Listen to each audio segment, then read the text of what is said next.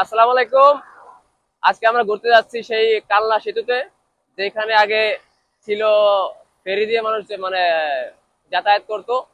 তো ওইখানে আমি সৌদি আরব যাওয়ার পরে একটা সেতু হয়েছে কালনা সেতু, অনেক ফেমাস, অনেক সুন্দর মনোরম পরিবেশ, যার কারণে আমরা আমাদের এখান থেকে প্রায় 20 কিলোমিটার দূরে সেইখানে যাচ্ছি আমরা আজকে ঘুরতে। আপনাদের দেখাবো একটু পরে। আমার সঙ্গে আছে টুলু, ফয়সাল, রুবেল, দেখতে পাচ্ছেন আপনারা স্ক্রিনে।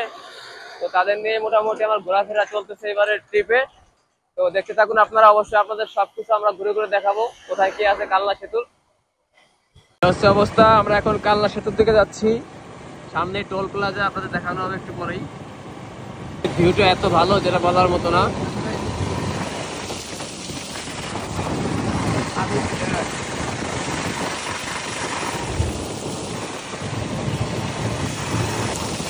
টোল প্লাজা আমরা চলে আসছি, মধুমতি সেতু টোল প্লাজা, যেটা মাশরাফি বিন মুর্তজার অবদান, সে যখন ক্ষমতা ছিল তখন।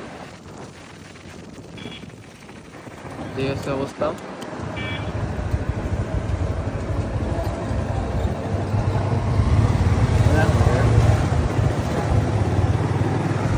আমরা যে মিথ্যা কথা কই, এলাকার কথা কই, ঢুকে কিছু আমরা টোল টোল কিছু দেয় নেই, নেতাগত মানুষ, যার কারণে আমাদের থেকে টোল নেয় না। এই হচ্ছে অবস্থা। আমাদের সঙ্গে ছিল পুলিশ সুপার ফয়সাল আর চৌকিদারের সুবিধার এলাকার, যার কারণে আমাদের কাছ থেকে টোল নেওয়া হয়নি। এই হচ্ছে অবস্থা। এই হচ্ছে সেই কাঙ্ক্ষিত সেতু, দেখতে পাচ্ছেন আপনারা স্ক্রিনে। আমরা চলে আসছি সেই কালনা সেতু,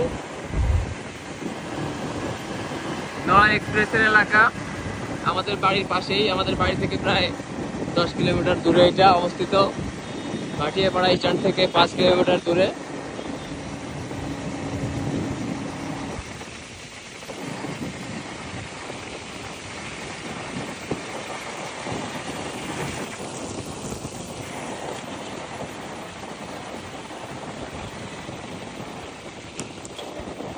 তো চলে আসছি আমরা সেতুতে, যদিও সেতুতে কোনো না আছে, এটা বাংলাদেশ যেহেতু থাকবেই কম বেশি।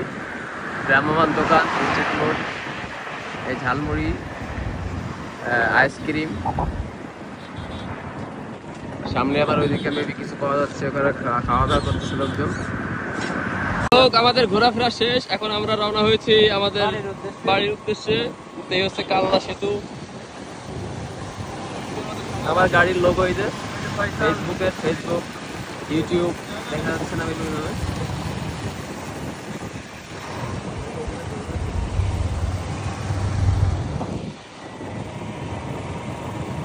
সামনে আমরা টোলে যে দাঁড়াতে হবে আমাদের।